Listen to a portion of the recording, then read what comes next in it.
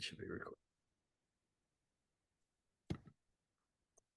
This is the Anthony Zanni A to Z podcast. I'm with Dante Torres. He's a 6'3", 200-pound senior quarterback who is now committed to Harvard University. Dante, absolute pleasure to have you on here, buddy.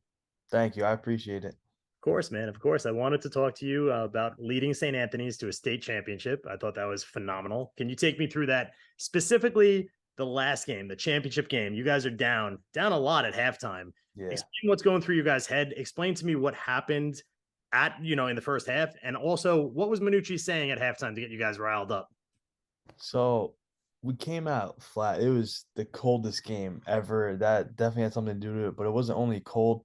It was crazy windy. It was snowing. It was just we weren't prepared for the weather. So came out halftime down 20 points. We haven't been through anything like that the whole year.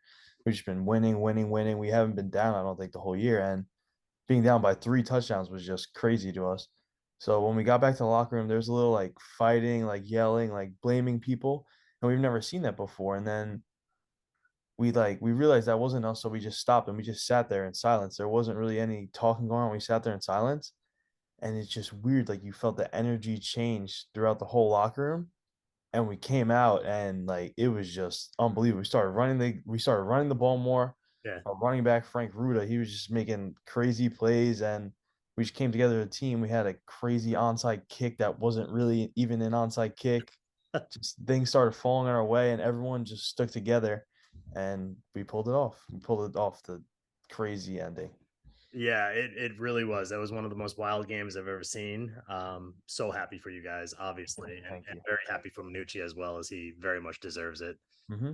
How was it with him as a coach? I mean, he's changed the program tremendously from the time I went in, and that's not to take anything away from Richie Reichard. He did a Hmm. phenomenal job when he was there, but I know Minucci has really changed it to more of a passing offense and a kind of a fun team to watch. Whereas when I Definitely. went to school, there it was a little more boring, a little more ground and pound.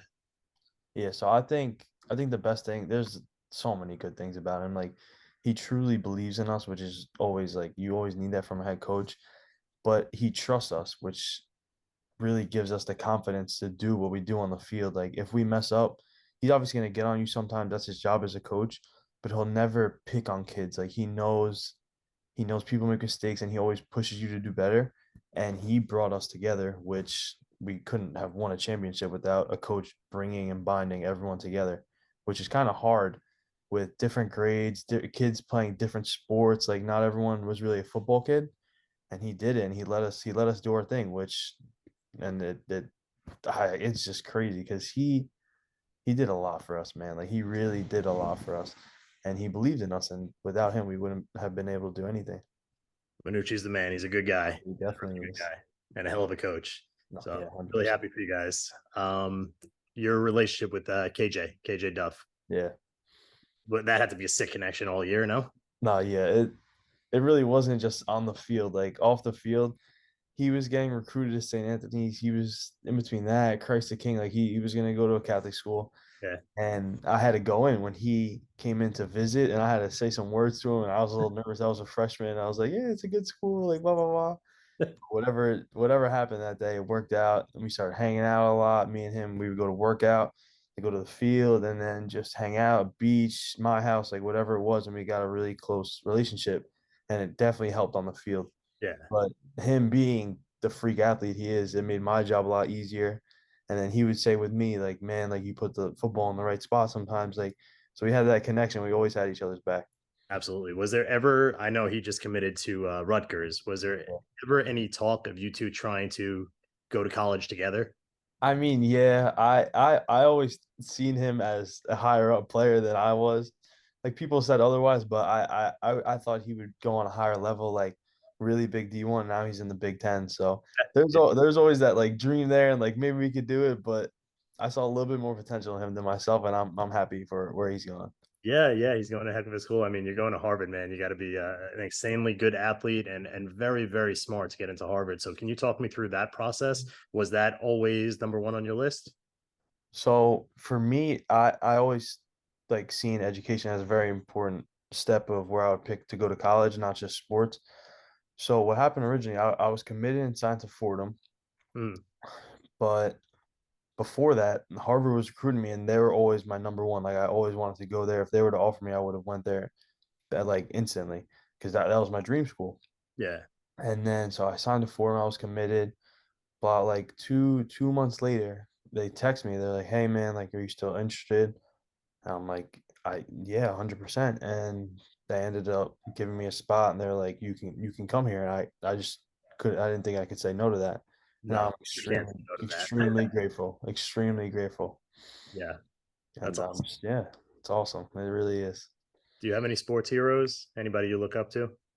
Um, it was mostly when I was little. I used to love Cam Newton when he was on the Panthers when I was a young kid. And I try to like play like him. Sometimes it's a little different 'cause he was bigger, he was faster, but just the way he was always like dancing around, like having fun time. But Yeah, he also like he was allowed to do that because he was putting in the work. He was winning the games. He was scoring all the touchdowns. And like that helped me a lot my last year because a lot of people would say, "Oh, there's a lot of pressure." But I didn't feel like that. I always felt like it was just a game, which my dad always told me, he's like, it's just a game. Like, go out there and do your best. And you would see me sometimes like talking on the sideline, dancing, but then when it's time to go to work, like we got to be serious. But it helped being able to calm down and just like have a good time with my friends because that's what it is.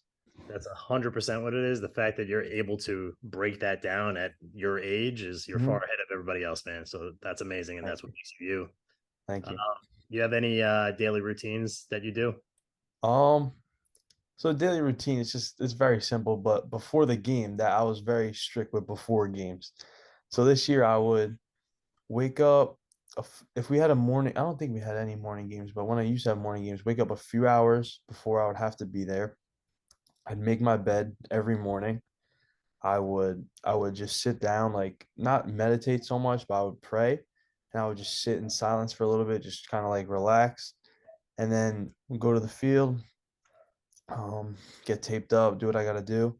I would listen to music. I would play chess, and I would solve my Rubik's cube three times before every game. Had to be 3 times. Every game, people would see me. I would give it to my friends, my teammates. They would mix it up. I would solve it, and just like little things like that. They just keep me grounded, and it's like I'm just in the moment. I'm just. People are like, "Oh, you're the starting quarterback. There's a lot of pressure."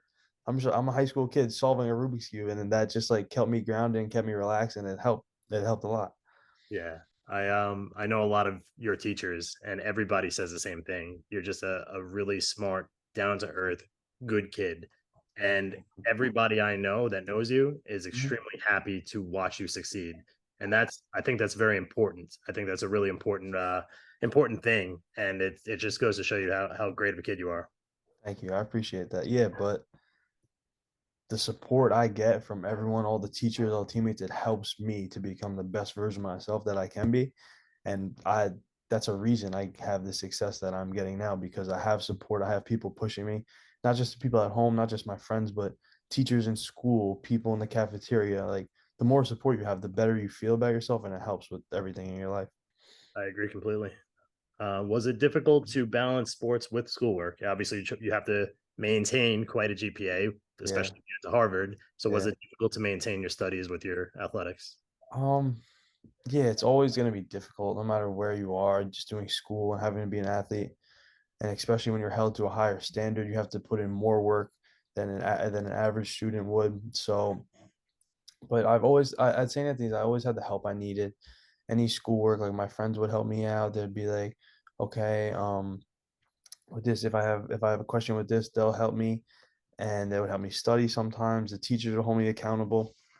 So it is very hard, but you have to set time aside where you know you have to do your schoolwork when you're at home and you want to scroll on your phone or you want to play video games.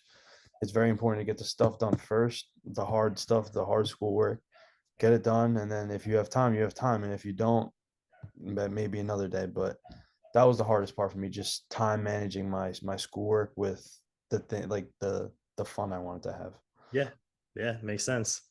How excited are you to get into college and get that career going? It's it's getting closer and closer every day. So it still doesn't feel real because the switch I had and I was committed to the school for a while, and now the school I was dreaming about going to like texting me late, and we won the state championship. We're down by 20 points. Like this whole year just feels like crazy. It almost feels like a movie.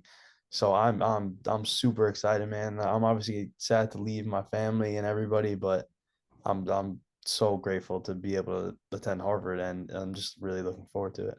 I have a feeling they'll be traveling to watch a lot of your games. I hope so. Yeah, I hope so. Well, you passed for 3,320 yards this year. You threw for 35 touchdowns, and you rushed for 504 yards and 13 rushing touchdowns. Mhm. What are you expecting to do in college? I mean, how do you follow that up? It's gonna be difficult because just age wise, I was at the top now as a senior, and then I'm restarting again. I'm gonna be one of the youngest kids. So I don't know. I mean, I hope I have that much success my first year, but that's not normally how it goes. But I'm just always gonna keep my head up, and I have the confidence in myself that I know at some point I'll be able to compete at that level, whether it be the first year, last year, second year, third year, whatever it is. Yeah, I'm gonna be patient, and I'm just gonna keep working hard. So when the time comes, I'll be able to do my thing. it's a great attitude, Dante, and that's what's going to Thank make you. you extremely successful. I hope so. Thank you. You have any advice for players basically trying to follow in your footsteps? So let's say kids coming in from middle school, going to St. Anthony's High School, or going to whatever high school they're going to. Do you have any advice for them? Um, I said this to kids the other day at a camp at school. You could do anything you want. I was a young kid. I was playing football. I just wanted to make my parents proud, score touchdowns, and I saw I could do something with it. But it definitely wasn't easy, and it took a lot of work. And you have to be different than everyone else around you if you want to attain like higher achievements. And I remember just me my friends would be hanging out. I'd be like, "Hey, that sounds fun, but I gotta go work out, or I gotta go to this camp." And obviously, I had a ton of support. My dad and my mom drive me everywhere, Yeah, but you have to be different if you want different. And that's a lot that people get caught up with that. Like, of course, like you want to have fun. Everyone does. Like, I understand that because I still have fun too. I still go out with my friends. We still go to the beach. We do stuff. But you have to understand if you really want it, you have to put the time aside to just work at it and just work and work and work and manage your time. And there's always going to be time to hang out with your friends, but you got to do the hard work first before you can have fun if you really want it.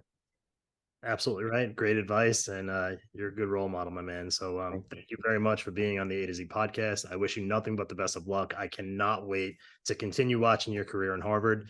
You're going to flourish, and we're all going to be very happy for you, brother. Thank you so much. I appreciate it. Of course, my man. Thanks for being on here. No problem. You're the man. Thank you.